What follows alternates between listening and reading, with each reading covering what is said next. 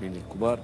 حتى مش شايف حد كبير في الاستوديو يعني هنا ولا وزارة الداخلية مش كبار؟ مش كبير، ده ضابط بوليس. المؤسسة العسكرية مش كبار؟ لا انا ما جيتش ناحية المؤسسة العسكرية.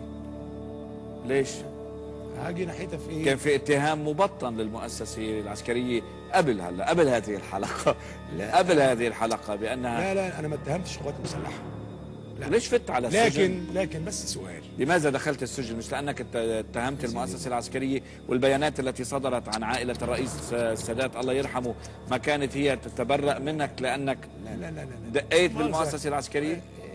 يعني شوف، أنا ممكن أرد. أنت من الكبار؟ أنا مش شعب يا عم. مش شعب، بس الشعب ما فيه كبار؟ الشعب ما نحن حددنا الشعب جاي له وقت، لسه الوقت ما جاش، جاي له وقت، اصبر. الشعب مش لاقي ياكل، الشعب مش لاقي يسكن، الشعب مش لاقي وظيفه، ما بتعتبر الشعب أن مش هذه لاقي عناوين عدالة، انتخابية؟ الشعب مش لاقي مساواة. ألا تعتبر أن هذه كلها عناوين انتخابية؟ هنعمل إيه يا أخي؟ طيب ألا تعتبر أن كل هذه عناوين انتخابية لاستقطاب محبة الشعب؟ يا عم هم الشعب عارف اللي أنا بقوله ده كويس. أو خلينا نقولها بمعنى آخر، ألا تعتبر أن هذا أيضا هو الضحك على هذا الشعب المسكين؟ بتضحك عليه ليه؟ ناس بتضحك عليه بقيمة عيشه. أي واحد من عيشه. اللي قاعدين قول له آخر مرة اشتريت أندر وير إمتى؟ ما تزعلش. أهو أنا بقى أنا قاعد أهو. أنا شخصيا مش فاكر. اسأل الناس. مش فاكر حضرتك أيمتى؟ صاحب ال57 مليون والملايين مش فايق أيمتى آخر مرة اشترى أندروير؟ يا راجل ما انا اتنزلت لك عنهم قبل الحلقه ما تشتغل. او يبدو الانسان لما يعني يصير بقيت قاعد مالطا، او يبدو الانسان لما يصير معاه فلوس كتير ببطل يلبس اندروير. اخي توني انا راجل محامي، انا راجل نعم محامي. بس عم تلعب على عواطف الشعب والجمهور. انا بقول حق الله اللي هم عارفينه ما هو كويس الحق حتى أوي.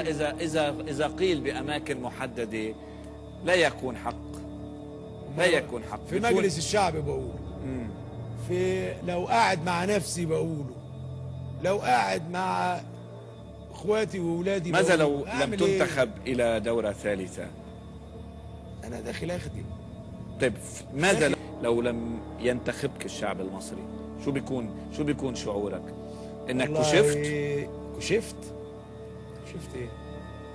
انا خد بالك، انا عندي في دايرتي اللي ما تروحلوش يوم فرحه تورته طلعت السادات ل11 دور يبقى ما اتجوزش. العريس اللي بيتجوز في دايره مركز تلق وما تروحلوش التورته بتاعتي ده يعتبر ما اتجوزش. تشتري الناس بالتورته؟ والميت اللي ما يتكفنش بالكفن اللي بعتوله طلعت السادات يبقى ما ماتش. يعني بترشي الناس؟ برشيم بايه؟ ترشي الناس؟ ايه ده واحد مسافر رايح يعني ناطر اللي ما معوش يندفن انت تدفنه، واللي ما معوش ياكل تبعت له تورته فينتخبك. يعني دي رشوه. رشوه ايه يا عم؟ يعني عم تستغل فقر الناس وضعف الناس. استغلهم انت. انا دايرتي في بيروت مش في القاهره. نخاطب السيد واللي في دايرتي ما بقدرش لانه التورته بتاعهم كبيره كتير. فاصل اعلاني ونتابع الجزء الرابع من لماذا.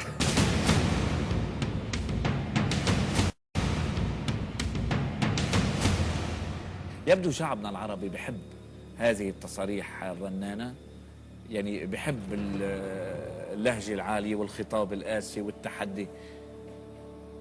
بدغدغ مشاعرهم شوي؟ لا مش كده. او اعتبرت حالك انك حكيتهم او حطيت اصبعك على الجرح؟ لا، الشعب ده الشعب العربي نعم مش هيقابلك زيه. حارب يحارب، سلام بتوع سلام، جوع يجوع، اتعرى يتعرى. شعب أمة جميلة، أمة حلوة. هيدا بتعتبره جمال ولا بتعتبره انه تعود شعبنا العربي ان يكون شعب كالغنم؟ شعب أن يكون جدع كالغنم. شو اللي بتفرضوا عليه لا بيعملوا؟ بتجوعوا بجوع. لا احنا ناس بتقول له روح حارب طيبين. بروح يحارب، احنا بتقول ناس له هادن طيبين. بهادن. ليش؟ احنا ناس طيبين. طيب نحن اليوم الوقت داهمنا، شعب طيب. وعندنا الوقت صار كثير محدود. وبعد عندنا سؤال لماذا بدنا نطرحه عليك، مررنا عليه مرور الكرام ببداية الحلقة، ولكن بدنا ناخذ منه تفصيل. طلعت السادات اللماذا الأخيرة في هذه الحلقة هي: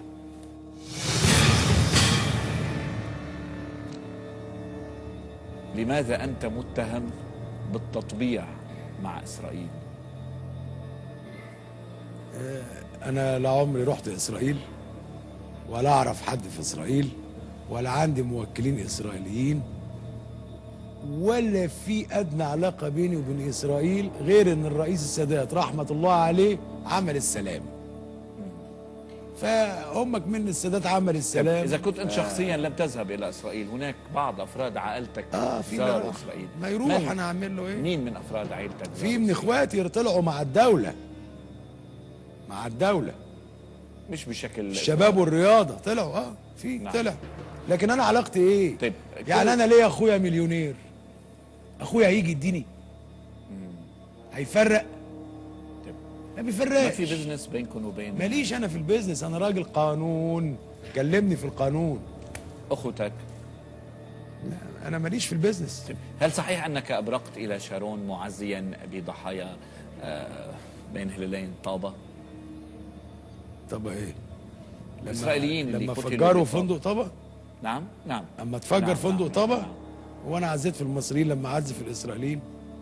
ما بعتش برقية تعزية؟ لمين؟ طيب شقيق زوجتك عندما تزوج ألم تدعو السفير أو أحد المسؤولين الإسرائيليين إلى حفل الزفاف؟ اطلاقا. طب ما انا هو انت هو.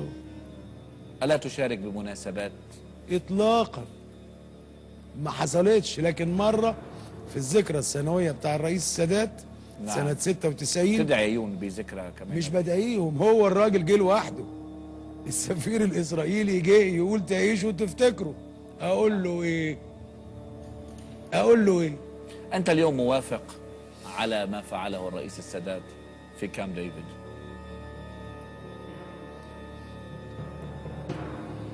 في اتفاقيه السلام يعني؟ في ما بعرف شو بتسميها، اتفاقية سلام، البعض اتفاقيتي بيسميها السلام. تطبيع، البعض بيسميها اتفاقيتي السلام نعم، اللي هي الخاصه بمصر بعض والخاصه بفلسطين. بيسميها خيانة.